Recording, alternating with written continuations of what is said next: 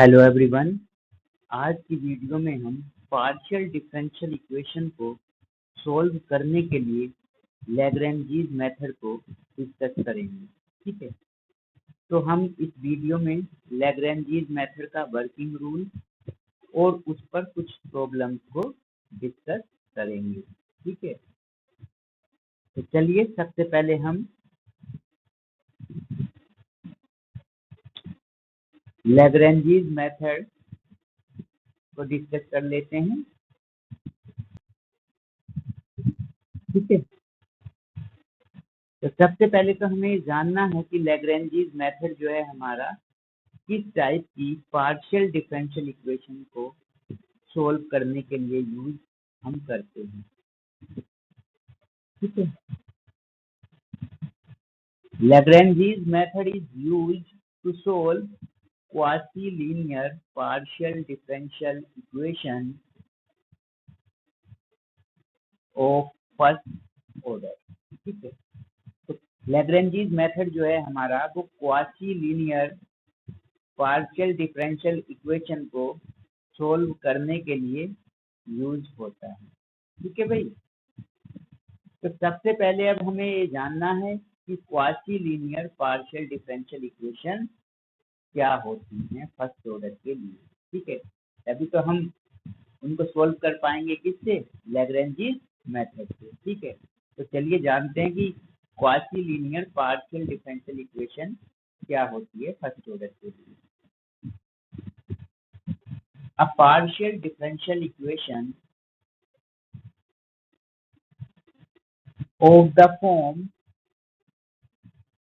capital P into small p plus capital Q into small q equal to R, where P, Q, R are functions of x, y, z and small p and q are the derivatives of z of first order। ठीक है, तो देखिए जो भी equation आपकी p p plus q q equal to r की form में लिखी जा सकती है, उस इक्वेशन को आप quasi linear partial differential equation बोलते हैं। किस ऑर्डर की? फर्स्ट ऑर्डर की। जैसे फॉर एग्जांपल हम एक यहाँ पर डिफरेंशियल इक्वेशन लिखें, x square into small p plus x y square small q equal to Z.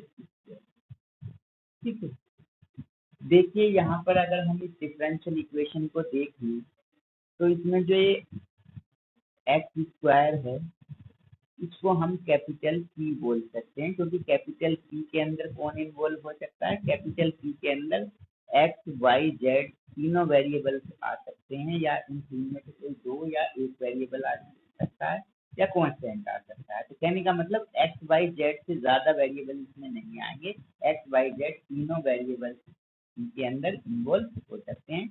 यानी ये एक्स स्क्वायर है तो इसको आप P बोल सकते हैं। तो ये capital P into small p है यहाँ पर, जो कि डेरिवेटिव होता है।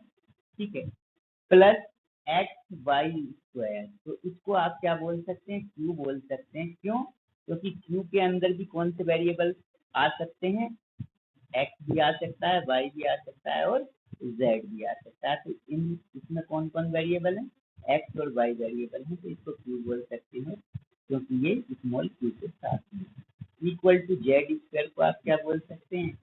कैपिटल आर बोल सकते हैं। तो आपने देखा ये जो डिफरेंशियल इक्वेशन थी ये किस फॉर्म में लिख सकते हैं आप? P p plus q q equal to r की फॉर्म में लिख सकते हैं, जो कि क्या होती है? आपकी quasi linear partial differential equation होती है। किस ऑर्डर की? फर्स्ट ऑर्डर की। तो जो भी डिफरेंशियल इक्वेशन इस फॉर्म में लिखी जा सकती हैं वो सभी quasi linear partial differential equation होंगी। और इस तरह की इक्वेशंस को सोल्व करने के लिए हम जो मेथड यूज करते हैं उस मेथड का नेम होता है लैग्रैन्जीज मेथड। ठीक है, तो अब quasi linear partial differential equation को हम लैग्रेंज मेथड से किस तरह से सोल्व करते हैं, ठीक है। तो उसके लिए हमें लैग्रेंज मेथड के वर्किंग रूल को समझना होगा, ठीक है, कि कैसे हम लैग्रेंज मेथड को अप्लाई करेंगे इसी quasi linear partial differential equation को सोल्व करने के लिए, ठीक है। तो चलिए इसके वर्किंग रूल को देख लेते हैं। तो देखिए, अगर लैग्रेंज मेथड के वर्किंग रूल की बात करें तो इसमें जो फर्स्ट स्टेप होगा हमारा, इसमें क्या होगा, compare the given PDE with PP plus QQ equal to R and find the values of capital P, capital Q and capital R। तो सबसे पहले जो भी इक्वेशन आपको मिलेगी उसे आप इस स्टैंडर्ड इक्वेशन से कंपेयर कर देंगे और किसकी वैल्यू फाइंड करेंगे, P की, Q की और R की वैल्यू। इतना करना है फर्स्ट स्टेप में। उसके बाद हम चलेंगे सेकंड स्टेप में। सेकंड स्टेप में क्या करेंगे, हम right Lagrange auxiliary equation. Lagrange auxiliary equations को लिखेंगे जो कि क्या होती हैं, dx upon p, dy upon q, dz upon r। इतना करना है आपको सेकंड स्टेप में। अब देखिए थर्ड स्टेप में क्या करेंगे।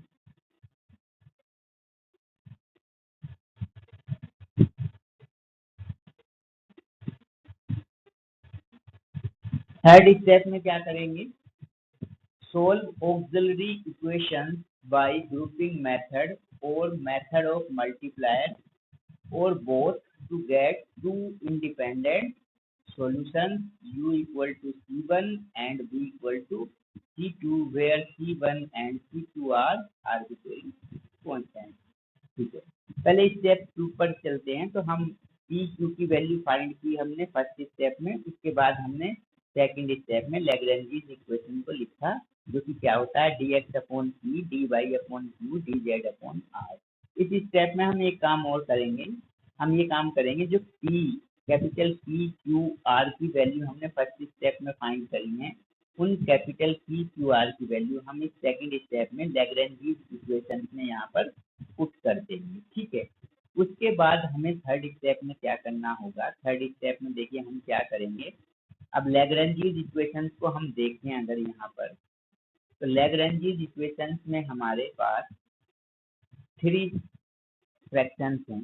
ये फर्स्ट फ्रैक्शन जिसको आप फर्स्ट मेंबर भी बोल सकते हैं, ये सेकंड फ्रैक्शन जिसको आप सेकंड मेंबर भी बोल सकते हैं, और ये थर्ड मेंबर या थर्ड फ्रैक्शन बोल सकते हैं। तो लैग्रेंज इक्वेशंस में आपके पास कितनी फ्रैक्शन है भाई, 3 फ्रैक्शन हैं। अब करना क्या होगा, आपको 2 इंडिपेंडेंट सॉल्यूशन फाइंड करने होते हैं। 2 इंडिपेंडेंट सॉल्यूशन का मतलब है कि जो दोनों सेम ना हो, डिस्टिंक्ट सॉल्यूशन फाइंड करने हैं 2 आपको, ठीक है। अब वो कैसे करेंगे, उसके 2 मेथड होते हैं आपके सॉल्यूशन फाइंड करने के। सबसे पहला तो ये कि आप ग्रुपिंग मेथड यूज कर सकते हैं या उसके बाद आप मल्टीप्लायर की यूज कर सकते हैं, ठीक है। तो इस वीडियो में हम ग्रुपिंग मेथड की प्रॉब्लम लेंगे, मेथड ऑफ मल्टीप्लायर्स को नेक्स्ट वीडियो में डिस्कस करेंगे, ठीक है। ठीक है, तो ग्रुपिंग मेथड क्या होता है कि ग्रुपिंग मेथड में हमारा ये जो 3 मेंबर्स हैं हमारे, इनमें से हम 2 मेंबर्स का पेयर बनाते हैं पहले, फिर दूसरे 2 मेंबर्स का पेयर बनाते हैं। तो देखिए अगर पेयर कैसे बनाएंगे, पेयर ऐसे बनाते हैं कि अगर आप dx अपॉन p को ले रहे हैं और इधर dy अपॉन q को ले रहे हैं, तो यहाँ पर आप किस वेरिएबल को ले रहे हैं, x को, dx में x इन्वॉल्व है और यहाँ पर dy है तो y को ले रहे हैं।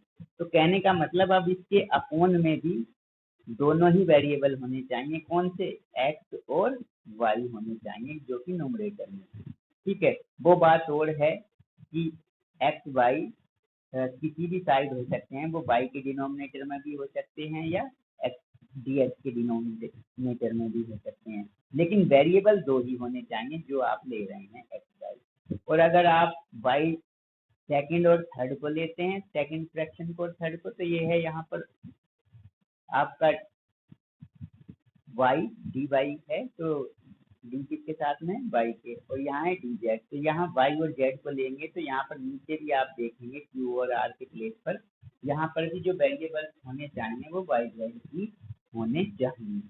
और अगर आप फर्स्ट और थर्ड को लेते हैं तो फर्स्ट और थर्ड में कौन कौन है, एक्स और जेड। तो आपको वेरिएबल क्या मिलने चाहिए, नीचे भी एक्स और जेड ही होने चाहिए। तो इस तरह से आप ग्रुपिंग करके दो सॉल्यूशन फाइंड करेंगे।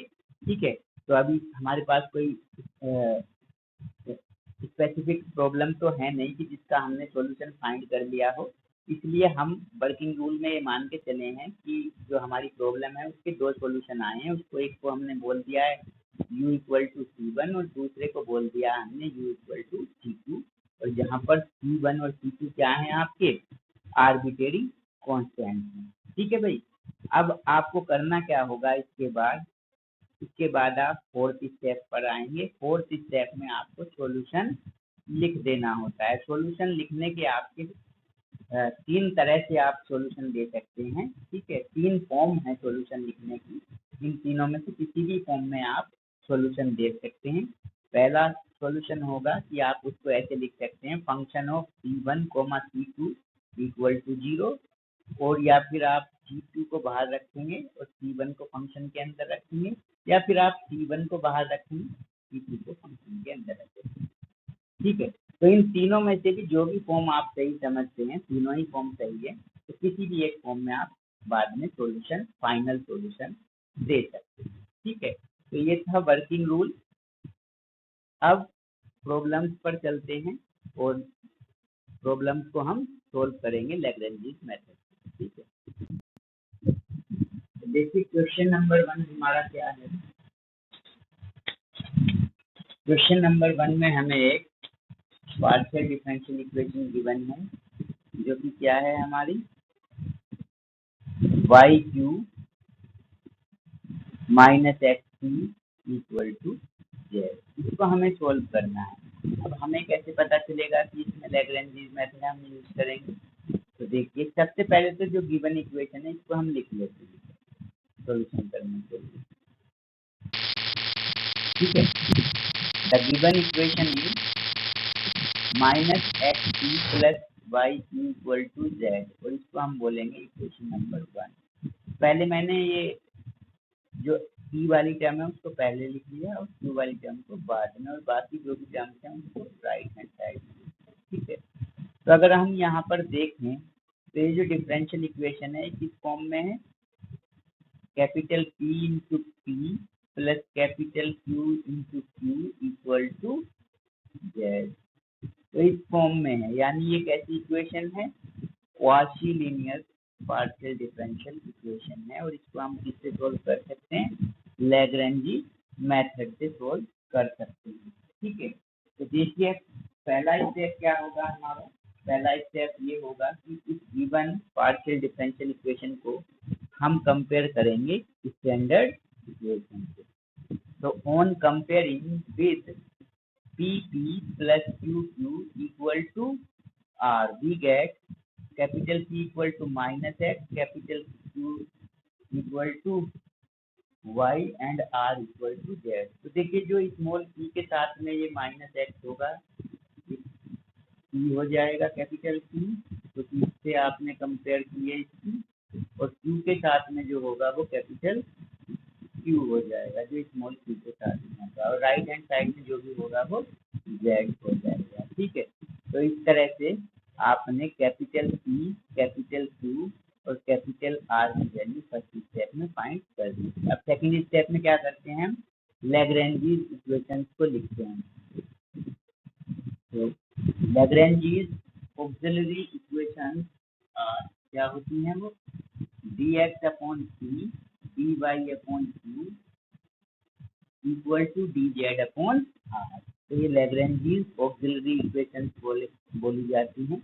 अब इसमें क्या करेंगे, हम जो capital P, capital Q, capital R की वैल्यू हमने फाइंड की है वो यहाँ पर हम पुट कर देंगे। ठीक है, तो देखिए यहाँ पर पुट कर देते हैं हम। तो अब हमारे पास लैग्रेंजीज इक्वेशंस क्या आ जाएंगी, dx upon minus x, dy upon y और dz अपॉन जेड। क्लियर है भाई? तो ये लैग्रेंजीज इक्वेशन आ गई हमारी और इस इक्वेशन को हम बोल सकते हैं इक्वेशन नंबर 2। तो ये था हमारा सेकंड स्टेप। अब थर्ड स्टेप में हम क्या करते हैं, ग्रुपिंग मेथड का यूज करते हैं कि हम पेयर बनाते हैं, ठीक है, 2 2 का। देखिए, और 2 इंडिपेंडेंट सॉल्यूशन हम फाइंड करते हैं। तो सबसे पहले हम अगर यहाँ पर देखें dx, तो यहाँ पर कौन सा वेरिएबल है ऊपर d के साथ में x, और यहाँ पर d के साथ में कौन सा वेरिएबल है y। तो इनके अपॉन में भी जो वेरिएबल्स आपको मिलने चाहिए वो x और y होने चाहिए। वो बात और है, चाहे x इस साइड हो या इस साइड, लेकिन वेरिएबल्स जो इनके नीचे होने चाहिए वो x y होने चाहिए, ठीक है। तो तब आप इन दोनों पेयर को इनका ग्रुप ले सकते हैं, ठीक है। तो ऐसा है क्योंकि एक्स वाई के ऊपर वेरिएबल हैं, तो नीचे डिनोमिनेटर में भी एक्स वाई के वेरिएबल हैं, ठीक है, एक्स वाई वेरिएबल हैं, ठीक है। तो इसलिए आप इन दोनों पेयर को, इस पेयर को ले सकते हैं, d x upon minus x को, डी वाई अपॉन वाई को। तो यानी फर्स्ट फ्रैक्शन या फर्स्ट मेंबर को आप सेकंड मेंबर के साथ या सेकंड फ्रैक्शन के साथ ले सकते हैं, ठीक है। तो लिखेंगे अब इसके बाद हम taking first and second member from equation 2।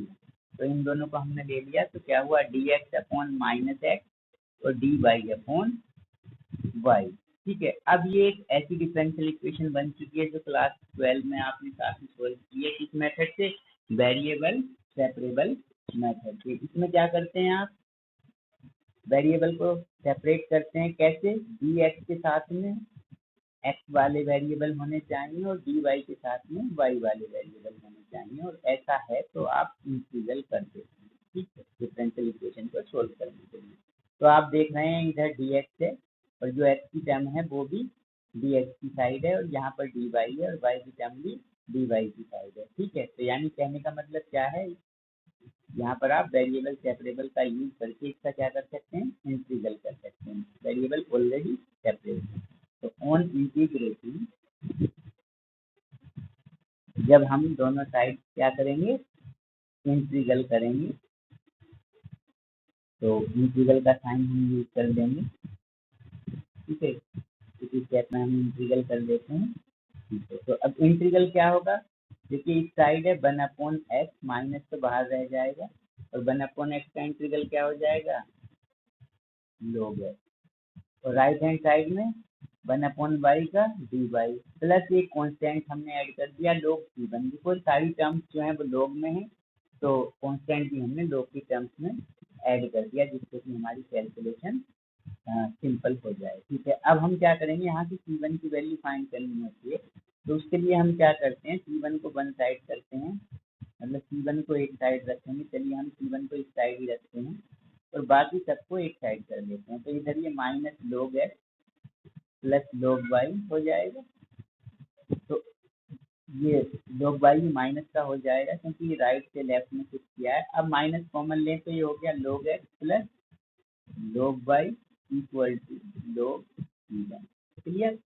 अब इसमें प्रॉपर्टी यूज करेंगे आप, log m plus log n, यानी क्या हो जाएगा, log mn, ठीक है। तो इसको आप लिख सकते हैं log ऑफ एक्स वाई, और माइनस साइन तो ऑलरेडी रहेगा क्योंकि ये पहले से है, ठीक है, equal to log c1।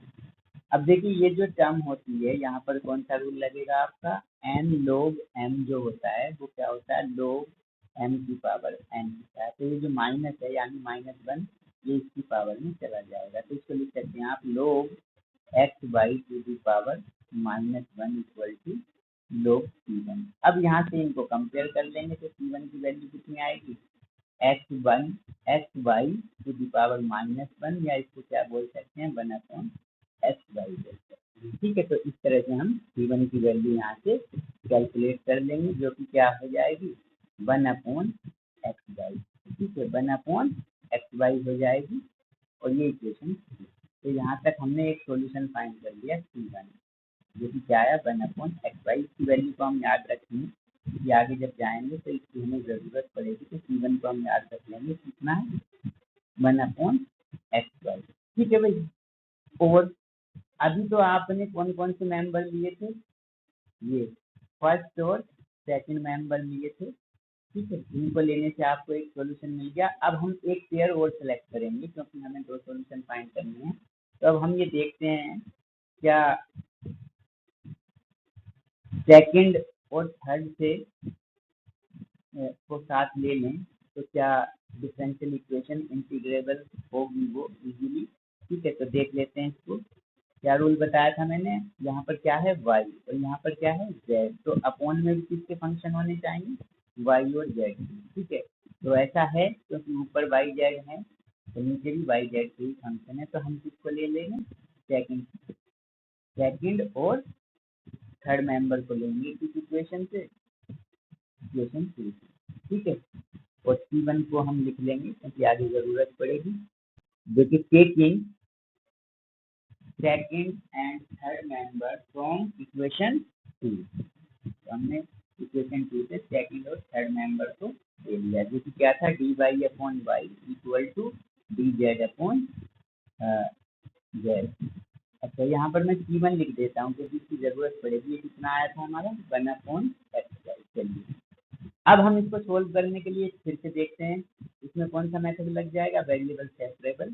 dy के साथ y है ऑलरेडी और dz की साइड z है, तो डायरेक्ट क्या कर दें आप, इंटीग्रल कर दें। तो ऑन इंटीग्रेटिंग आप इंटीग्रल कर देंगे तो 1/y का log y, 1/z का क्या मिलेगा, log z, और एक कांस्टेंट इस बार आप क्या ऐड कर सकते हैं, log c। ठीक है, अब इसको फिर से सिंप्लीफाई करके किसकी वैल्यू फाइंड करनी है आपको, C2 की वैल्यू फाइंड करनी है, जो कि क्या आएगी y/z। कैसे आएगी वो, देखिए C2 को वन साइडेड रखते हैं और बाकी log x इस साइड, log y इस साइड से हमारा, log z को भी साइड शिफ्ट किया साइड से लेफ्ट में, तो ये हो गया log m minus log n, जो कि क्या होता है log ऑफ y/z हो जाएगा यहाँ पर log C2। अब यहाँ से इसको कंपेयर कर देंगे हम, तो C2 की वैल्यू कितनी मिली आपको, y/z। ये दूसरा आपके पास सॉल्यूशन आ गया। C1 आपके पास 1/x था, तो C1 और C2 दोनों जब वैल्यू आ जाती हैं आपके पास, तो उसके बाद आप क्या लिखते हैं, फाइनल सॉल्यूशन लिखते हैं। अब फाइनल सॉल्यूशन लिखने के मैंने आपको 3 फॉर्म बताई थी, उन 3 में से किसी भी तरह से दे सकते हैं आप सॉल्यूशन। मैं जो यूज करता हूँ वो function of C1, C2 equal to 0 को यूज करता हूँ। ठीक है, तो the solution is function of C1, C2 equal to 0। अब आपको ज्यादा कुछ नहीं करना, C1 के प्लेस पर यहाँ से C1 की वैल्यू फिक्स कर देनी है, C2 के प्लेस पर ये C2 की वैल्यू फिक्स कर देनी है, और आपका फाइनल सॉल्यूशन आ जाएगा। तो the required solution is function of 1/xy, yz equal to 0। ये आपका फाइनल सॉल्यूशन आ जाएगा। ठीक है, तो इस तरह से हमने लैग्रेंजी मेथड का यूज करते हुए फर्स्ट ऑर्डर की क्वासी लीनियर डिफरेंशियल इक्वेशन को सोल्व किया, इसकी एक प्रॉब्लम सोल्व की। चलिए अब नेक्स्ट प्रॉब्लम पर चलते हैं।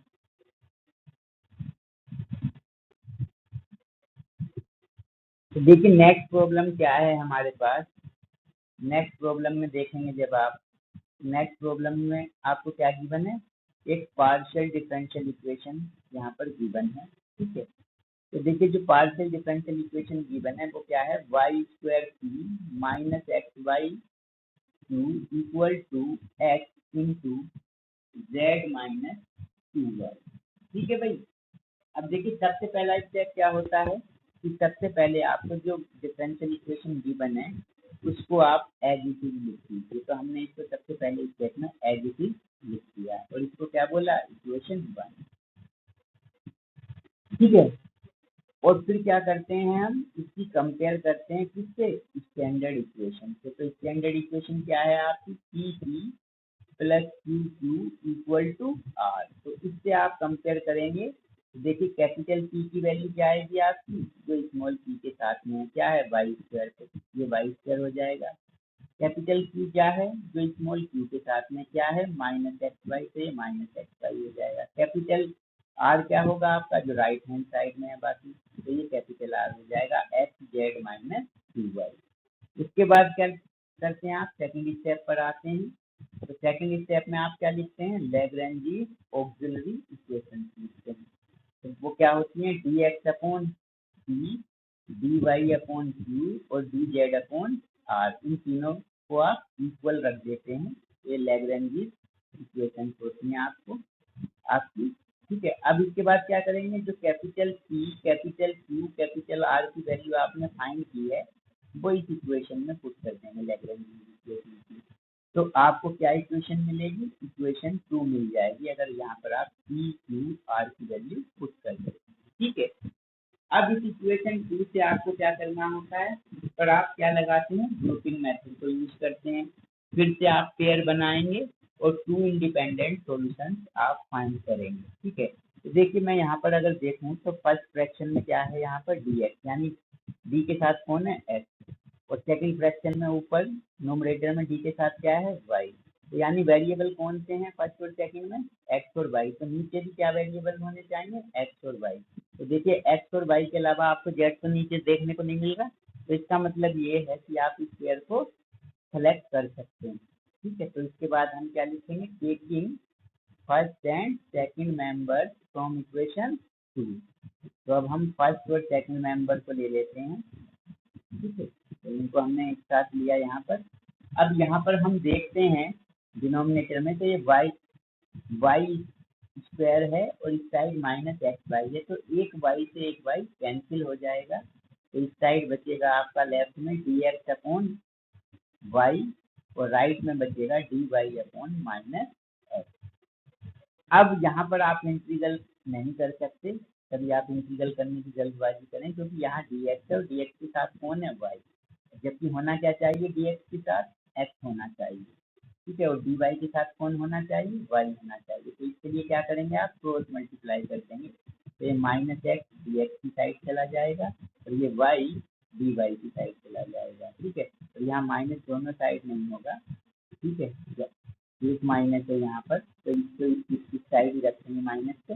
ठीक है, ये माइनस नहीं है। ठीक है, अब ये देखें आप, तो ये सेपरेट हो चुका है, एक्स के साथ डी एक्स है, वाई के साथ डी वाई है। तो अब आप क्या कर सकते हैं, इंटीग्रल कर सकते हैं। तो अब आपने बोथ साइड क्या किया, इंटीग्रल कर दिया, माइनस बाहर रहा इंटीग्रल से, माइनस इंटीग्रल कर दिया। अब एक्स का इंटीग्रल क्या होता है, x square y two, y का इंटीग्रल क्या होता है, वाई स्क्वायर वाई टू, तो माइनस एडिटिव रहा। और एक कांस्टेंट आपको ऐड करना था, तो वो भी आपकी फॉर्मेट में ले आए, C1/2, क्योंकि सबके अपॉन में 2 था, तो आप C1/2 भी ऐड कर सकते हैं, चाहे आप C1 ऐड कर दें, कोई दिक्कत वाली बात नहीं है वहाँ पर भी। ठीक है, ये तो C1/2 हमने इसलिए ऐड कर दिया जिससे ये एक्स स्क्वायर बाई 2, और जब ये टर्म इस साइड जाएगी तो ये हो जाएगा वाई स्क्वायर बाई 2 और ये C1/2, तो यहाँ से 2 सब में से कैंसिल हो जाएगा कॉमन आकर अपॉन 2, तो इसलिए हमने C/2 ऐड कर दिया। तो C1 की वैल्यू कितनी आई आपकी, एक्स स्क्वायर प्लस वाई। तो C1 तो हमारा होगा x square plus y, sir इसको हम याद रखेंगे अभी। ठीक है, क्योंकि इसकी जरूरत पड़ेगी हमें आगे। ठीक है, अब इसके बाद एक सॉल्यूशन तो हमने फाइंड किया फर्स्ट और सेकंड मेंबर को सेलेक्ट करके। अब दूसरा सॉल्यूशन फाइंड करना है, तो अब देखते हैं भाई और कौन सा पेयर ले सकते हैं। इन दोनों को साथ में नहीं ले सकते, जो मेंबर हमने ले लिए, बाकी इनको छोड़ के बाकी दो को किसी को भी ले सकते हैं, चाहे तो इसको इसके साथ या इसको साथ। ठीक है, ये देखना होगा कि वेरिएबल क्या क्या गिवन है हमारे। ठीक है, तो देखिए यहाँ पर डी वाई के साथ में कौन सा वेरिएबल है, डी वाई में वाई, और यहाँ पर डी जेड में कौन सा वेरिएबल है, जेड। तो अपॉन में भी कौन से वेरिएबल होने चाहिए, वाई और जेड होने चाहिए। ठीक है, देखिए इसको साथ में लेने से हम सॉल्यूशन फाइंड कर सकते हैं कि नहीं कर सकते, ये देखना है। तो नीचे अपॉन में वाई और जेड होने चाहिए, लेकिन आपको एक्स भी इक्वल, यहाँ पर एक्स भी दिखाई दे रहा है, ये एक्स दोनों साइड। ठीक है, तो अब आप सोच रहे होंगे कि नीचे एक्स है डिनोमिनेटर में, तो बात नहीं बन पाएगी इन दोनों को साथ में लेने से, लेकिन ऐसा नहीं है, क्योंकि एक्स क्या है, एक्स दोनों जगह मल्टीप्लीकेशन में है डिनोमिनेटर में। ठीक है, और वो एक्स से एक्स कैंसिल हो जाएगा अगर इन दोनों को हम लेते हैं। ठीक है, तो इसलिए इन दोनों मेंबर्स को साथ में लेने की बात बन जाएगी, क्योंकि एक्स से एक्स कैंसिल हो जाएगा, तो वेरिएबल वाई और जेड ही बचेंगे हमारे पास अकाउंट में। ठीक है, क्योंकि एक्स से एक्स कैंसिल हो जाएगा, तो चलिए हम अब नेक्स्ट सॉल्यूशन के लिए क्या करते हैं, सेकंड और थर्ड मेंबर को ले लेते हैं, तो C1 हमारा ये था, ठीक है। नाउ हम क्या करते हैं, सेकंड और थर्ड मेंबर को ले लेते हैं, किससे, इक्वेशन 2 से, जो कि क्या है, dy upon minus x by d z, dy upon minus x y equal to d z upon x into z minus 2y। अब यहाँ से x से x कैंसिल कर देंगे तो कितना बचा, d y upon minus y d z upon z minus 2y, ठीक है। तो क्या अभी इंटीग्रल कर सकता हूँ, अभी इंटीग्रल नहीं कर सकता क्योंकि इधर तो वेरिएबल सेपरेट है, डी वाई के साथ वाई है, लेकिन इधर जेड के साथ में जेड की साइड वाई भी है, ठीक है। तो अभी इधर इंटीग्रल नहीं कर सकते, तो इसके लिए क्या करेंगे हम, और सिंप्लीफाई करेंगे, क्रॉस मल्टीप्लाई करते हैं, इसकी मल्टीप्लाई डी वाई में कर देंगे तो ये आ जाएगा z d y minus 2y d y, और जब इसकी मल्टीप्लाई इधर होगी तो ये आ जाएगा माइनस बाई डी जेड, ठीक है। अब देखिए इसमें ये जो टर्म है -2y dy, ये बिल्कुल सिंपल है, इसका इंटीग्रल करना आसान है क्योंकि यहाँ पर dy है, y के रेस्पेक्ट में इंटीग्रल करना है, फंक्शन भी y का ही है, तो इसमें कोई प्रॉब्लम वाली बात नहीं है, इसलिए हमने इसको एक साइड कर दिया 2y dy। बाकी इसका अभी इंटीग्रल नहीं कर सकते हैं क्योंकि इंटीग्रल होना है y के रेस्पेक्ट में, लेकिन यहाँ पर फंक्शन किसका है, z का, तो अभी इंटीग्रल नहीं कर सकते, तो इसको हमने एक साइड कर दिया, इसका इंटीग्रल नहीं कर सकते, अभी इसका इंटीग्रल नहीं कर सकते, तो इन दोनों टर्म को हमने साथ में ले लिया, ठीक है, क्योंकि क्या आया y d z plus z d y, ठीक है। अब करेंगे क्या, अगर हम देखें थोड़ी देर के लिए डी वाई जेड है अगर, तो इसका मीनिंग क्या है, इसका मीनिंग है डिफरेंशियल ऑफ वाई जेड। अब ये एक फंक्शन, ये दूसरा फंक्शन, तो कौन सा रूल लगेगा, प्रोडक्ट रूल। प्रोडक्ट रूल के अकॉर्डिंग क्या होता है, first function as it is, y as it is रहा, जेड का डिफरेंशियल कितना हो गया, डी जेड, प्लस इस बार सेकंड, ये फर्स्ट का है सेकंड, तो सेकंड एज इट इज रहेगा जेड, और फर्स्ट वाई का कितना हो गया, डी वाई। अब इसको देखिए आप, y d z plus z d y मिला मुझे, तो यानी y d z plus z d y को मैं क्या लिख सकता हूँ, लिख सकता हूँ डिफरेंशियल ऑफ वाई जेड, यानी डी ऑफ वाई जेड, इस तरह से लिख दिया। अब मैं इंटीग्रल कर सकता हूँ बोथ साइड, ठीक है, क्योंकि यहाँ पर डिफरेंशिएशन आ गया, जब मैं इंटीग्रल करूंगा तो इंटीग्रल से डिफरेंशिएशन कैंसिल हो जाएगा, तो ऑन इंटीग्रेशन बोथ साइड हमने इंटीग्रल कर दिया इक्वेशन का, तो यहाँ पर होगा क्या, ये डिफरेंशिएशन जो है ये इंटीग्रेशन को कैंसिल करेगा, यहाँ पर, तो यहाँ पर बचेगा वाई जेड, और यहाँ पर y का इंटीग्रल होगा, y का इंटीग्रल होता है वाई स्क्वायर बाई 2, लेकिन ये 2 इस 2 से कैंसिल हो जाएगा, तो क्या मिलेगा, वाई स्क्वायर, और प्लस एक कांस्टेंट ऐड कर देंगे आप, तो वो कांस्टेंट क्या ऐड करेंगे, C2, क्योंकि C1 ऑलरेडी हम ऊपर ऐड कर चुके थे, जिसकी वैल्यू आई थी x square plus y square, ठीक है। तो इस तरह से यहाँ से हमें C2 की वैल्यू फाइंड हो जाएगी, जब C2 फाइंड हो जाएगा तो फिर हम सॉल्यूशन लिख देंगे। सॉल्यूशन लिखने का हम तीनों फॉर्म में से कौन सी फॉर्म यूज करते हैं, function of C1, C2 equal to 0। अब यहाँ पर C1 की वैल्यू पुट कर देंगे, यहाँ पर C2 की, तो कितना आएगा हमारा फाइनल सॉल्यूशन, आ जाएगा function of x square plus y square, ये C1 की वैल्यू है, comma y z minus y square equal to 0, ये आपका फाइनल आंसर आ जाएगा, ठीक है। तो इस तरह से दूसरी प्रॉब्लम हमने सॉल्व करी, ठीक है। अब चलिए एक प्रॉब्लम और इस पर हम ले लेते हैं। नेक्स्ट प्रॉब्लम है हमारी, solve x square minus y z into p plus y square minus z x into p equal to z square minus x y, ठीक है भाई। अब इसे हम देखें तो सबसे पहले तो जो गिवन इक्वेशन है उसको एज इट इज लिख लेंगे।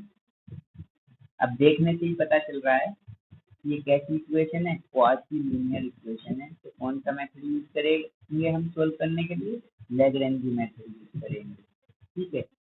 तो लैग्रेंजी मेथड यूज करेंगे तो कैसे यूज करेंगे, सबसे पहले इसकी कंपेयर करेंगे किससे, स्टैंडर्ड इक्वेशन से, जो कि क्या होती है, capital P into small p, capital Q into small q equal to R। तो किसकी वैल्यू फाइंड करेंगे, capital P Q and R की वैल्यू फाइंड करेंगे। तो देखिए जो स्मॉल पी के साथ में होगा ये कैपिटल पी हो जाएगा, तो कैपिटल पी मिला आपको।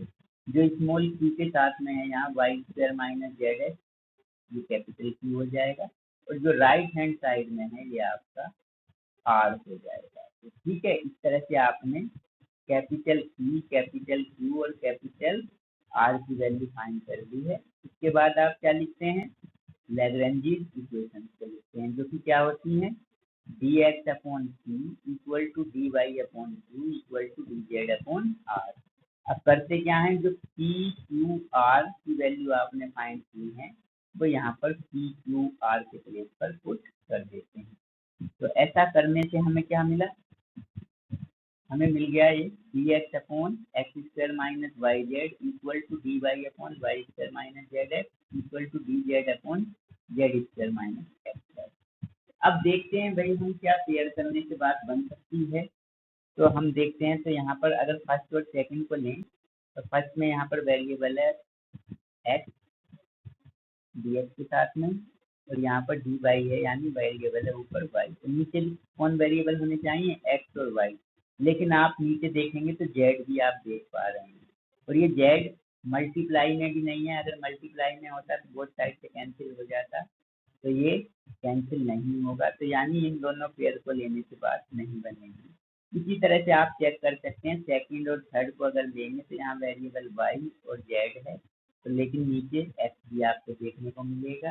तो यानी इन दोनों से भी बात नहीं बनेगी। और अगर आप फर्स्ट और लास्ट को लेंगे तो फर्स्ट और लास्ट में किस चीज़ के वेरिएबल होने चाहिए, ऊपर एक्स है और जेड है, तो नीचे भी एक्स और जेड के होने चाहिए, लेकिन यहाँ पर आपको वाई भी देखने को मिलेगा। तो यानी पेयरिंग से बात नहीं बन पा रही है अभी। तो करें क्या, जब ऐसा कोई क्वेश्चन होता है हमारा, तो उसमें हम कभी कभी क्या करके देख लेते हैं, ये जो तीनों फ्रैक्शन है इन तीनों फ्रैक्शन को आपस में या तो सब्ट्रैक्ट करके देख सकते हैं, या कभी कभी फिर कैसे करके देख सकते हैं, ऐड करके भी देख सकते हैं। तो हम क्या कर लेते हैं, हम ये तीन फ्रैक्शन हैं, तो हम क्या करते हैं, फर्स्ट फ्रैक्शन के नोमरेटर से को सेकंड के नोमरेटर से माइनस करेंगे और डिनोमिनेटर को डिनोमिनेटर से माइनस कर देंगे। इसी तरह से सेकंड के नोमरेटर को थर्ड से और थर्ड के को फर्स्ट से, यानी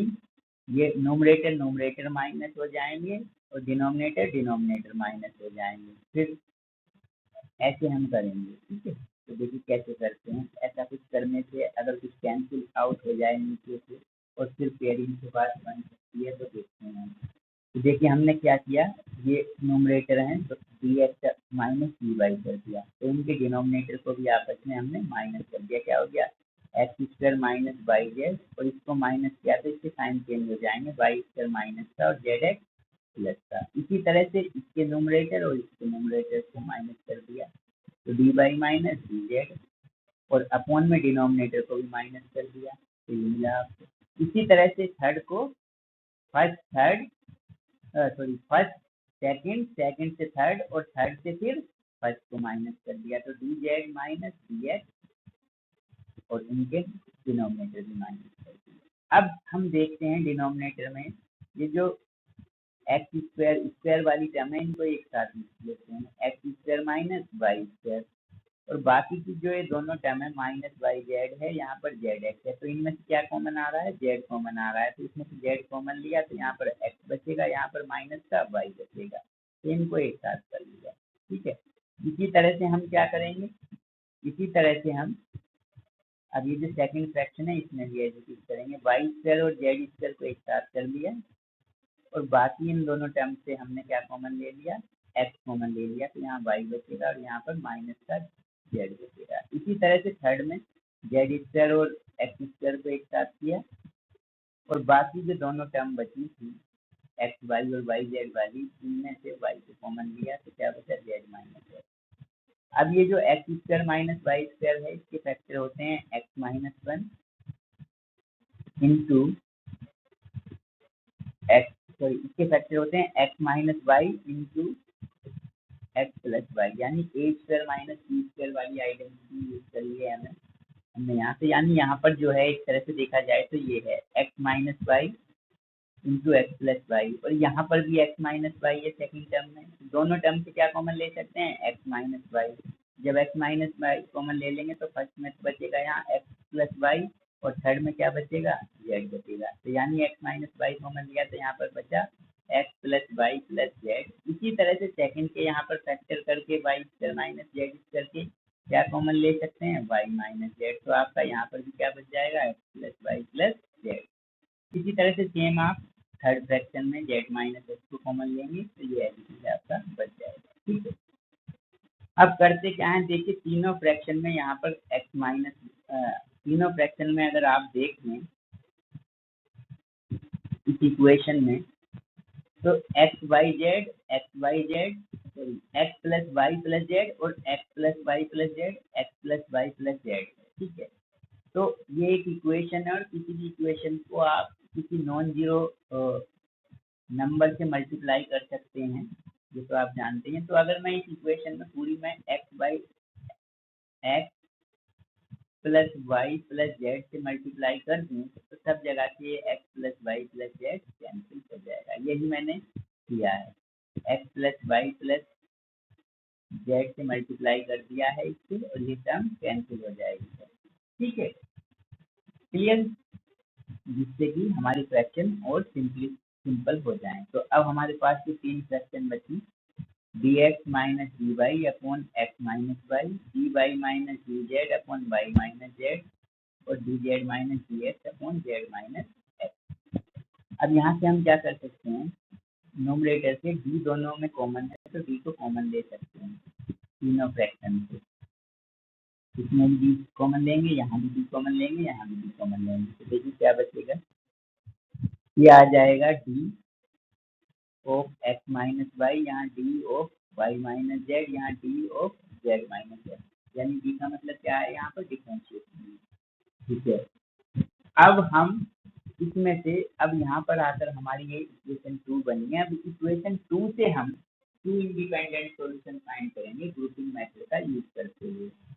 तो अब हम इसमें क्या करेंगे, एक बार फर्स्ट और सेकंड मेंबर को ले लेंगे, क्योंकि ये बहुत ही इजी पड़ेगा हमारे लिए, इंटीग्रेबल है। क्योंकि यहाँ पर देखें हम तो यहाँ पर एक्स माइनस वाई है और यहाँ पर वाई माइनस जेड है, तो नीचे भी एक्स माइनस वाई और वाई माइनस जेड है, तो हम इसको ले सकते हैं। ठीक है, तो इक्वेशन 2 से हमने फर्स्ट और सेकंड मेंबर को ले लिया। ठीक है, अब क्या किया हमने, इसका दोनों साइड इंटीग्रल कर दिया, यहाँ पर इंटीग्रल कर दिया हमने दोनों साइड।